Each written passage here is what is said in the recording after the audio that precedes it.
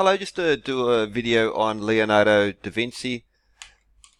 Important for a number of reasons, not only for the impact he and other people of his period around the Renaissance and then the Enlightenment had onto our modern society, but also how they were the heirs of earlier knowledge and, for instance, Greco-Roman, and how the Greeks, Romans, Persians were the heirs of earlier streams of knowledge, Babylonians, Egyptians, Indians, for instance.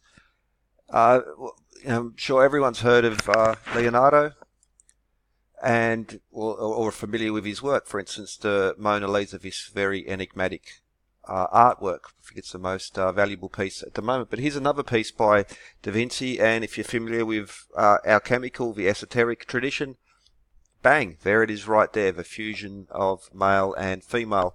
A lot like Newton, like a hero amongst the secularists. Da Vinci was very, very important as well, but he was also embedded in these older traditions, which are not viewed with not they're not well liked. Let's just put it that way. For instance, I was reading through a thread. They were talking about, for instance, Geber, this ancient, not ancient, but this alchemist, and talking about turning lead to gold. You even still see, even though now it's been shown that you can turn base metals to gold, there's actually two techniques the last time I checked as well. It might have even gone further than that. But still, there's to say the word alchemy is almost heresy. And even though, you can, turn base metals to gold. This is proven now. And, well, unfortunately, a lot of the mainstream just hasn't caught up with this fact yet. But also, amongst many other things, so, for instance, anatomy was one of the, which was very important of the studies that Da Vinci did. Now, at the time, anatomy was, again, almost heresy. It was, especially the church at the time, blood transfusions. It was only really with World War I and then World War II that blood medicine was developed. Prior to that, it was strictly forbidden. And how many millions of lives have been saved by this technology? But amongst not only biology, but especially in engineering, mechanical advantage, and tools. And this was one thing that Da Vinci is famous for. So we see like an auger here, like a hole for drilling holes. But also geometry. So we see the icosahedron. And we also see the pentagon there. From that you make a pentagram. Now it's interesting that the circle inscribed inside of equilateral triangle also has this golden ratio, very similar to the pentagon. And we also have a cube up here. So the cube, icosahedron, equilateral triangles. From that you can also make the tetrahedron and the octahedron. And we have the pentagon. The dodecahedron is made of 12-sided object made of the pentagon. So here we have the basics of the Platonic solids, which were well known a very long time before Da Vinci. But also, so during this time, like the Inquisition, math could get you killed, science could get you killed, biology could get you killed, astronomy would get you burned at the stake. So these machines now, these often would be thought of as modern, but the Romans were developing these same tools and technology. They had some amazing stuff, and again, amongst certain circles, it's important to diminish Greco-Roman technology because it basically pulls the rug out from underneath this very profitable enterprise of lost high technology. More machines, mechanical advantage, got some nice astronomy going on here. So astronomy, arithmetic, geometry and music, the quadrivium, ancient streams of knowledge, very hermetic, Thoth. Now it's again very popular.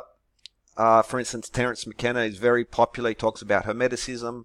I've been recommended, and I've watched it, and I haven't seen any geometry, arithmetic, music, or astronomy in his lectures. I've seen a whole bunch of New Age Huey without any base in anything real, and Hermeticism.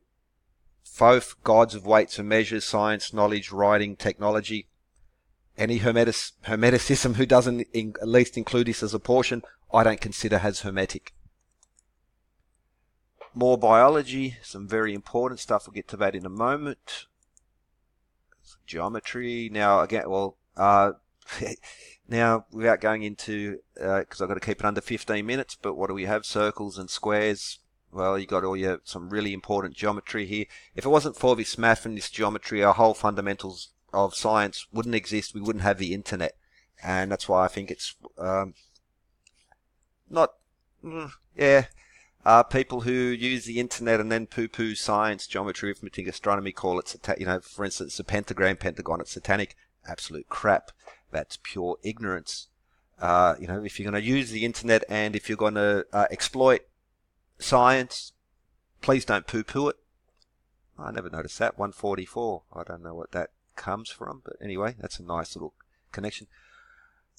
He was also investigating flight, so a lot like the Romans were on the cusp of a scientific revolution, and then the mob happened, and and again you can the fall of anyway, that's religion and cultist thinking really is a it's a toxin.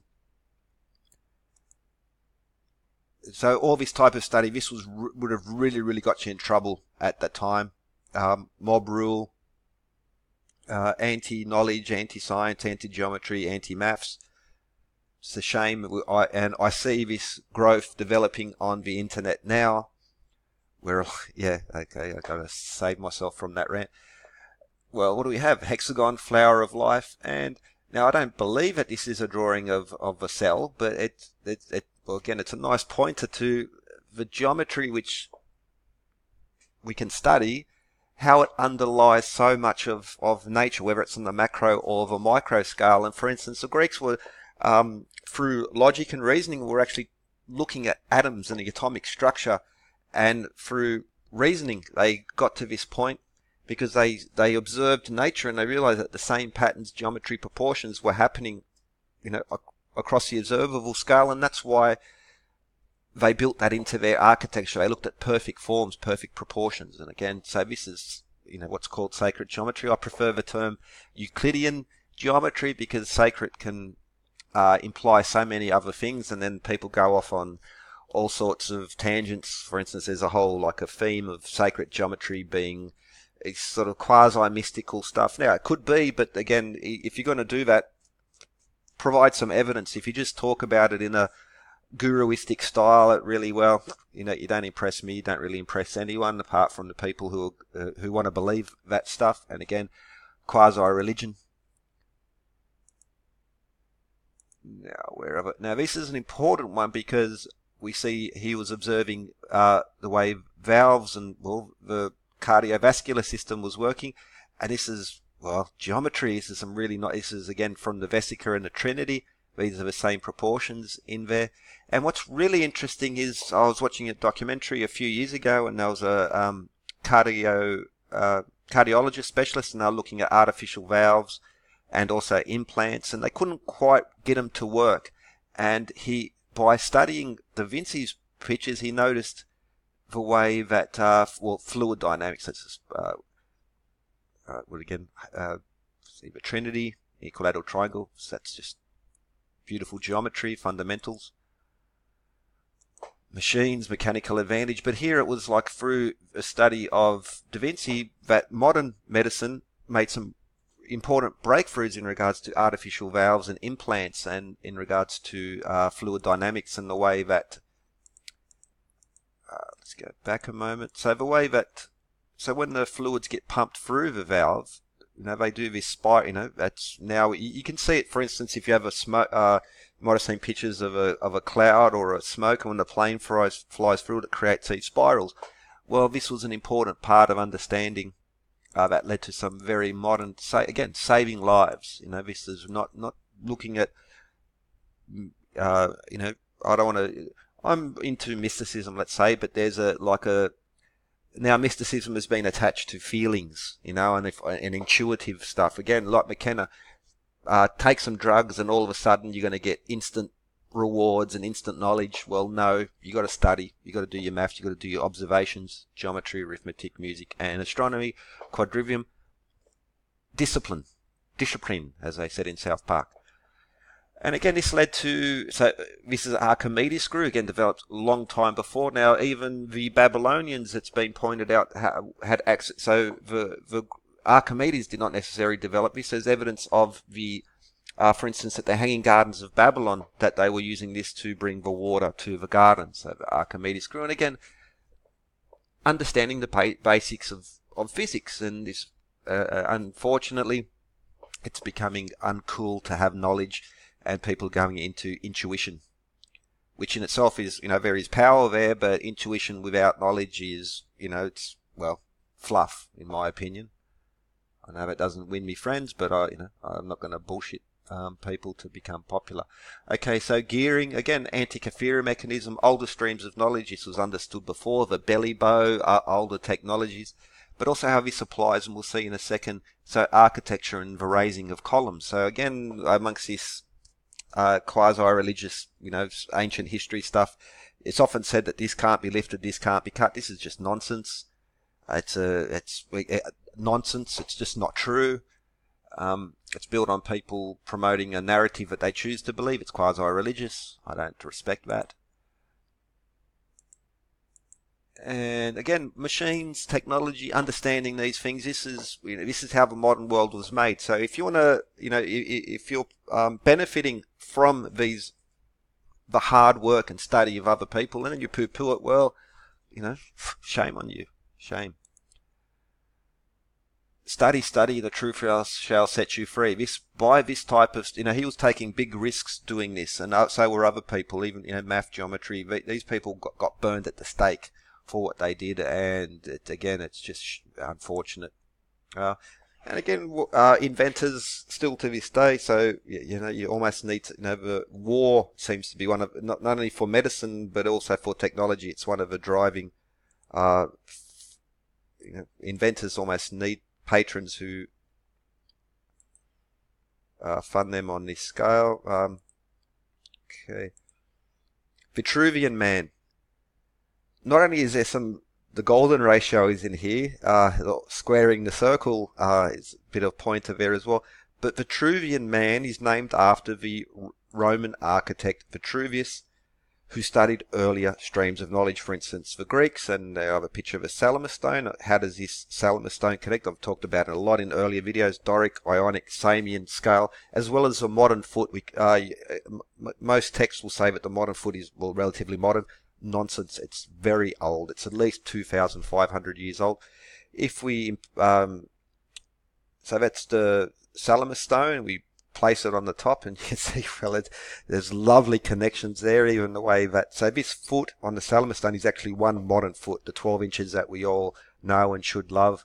There's a lot of hate in regards to imperial systems of measurement. There's like the cult of metric, and so the Salamis stone, the Doric, the Ionic, and the modern common foot there. Now also the Samian foot in the height and the width and the perimeter is a unity point, a conversion point. The same can be found on the Parthenon. The 48 feet high columns is beautiful scale, harmonic. It's a unity point between multiple sets of ancient measures. Not just that, it also brings them to the harmonic numbers, which is a series of numbers which crosses time, crosses cultures, including the Mayans as well. And, well, just more and more connections. It's just lovely stuff. Vitruvian Man, again, Da Vinci looked at older knowledge. He did not invent these things. This was a rebirth of older streams. Thanks to Ninth Heretic for sharing these pics. I'll put the video up eventually as well. This was a column lifter. So how did they lift those heavy columns? At the time, Palladio was the famous architect around about the same time as Da Vinci. Again, rebirthed ancient Roman and Greek architecture styles. How did they lift these big columns and stuff? Well, mechanical advantage.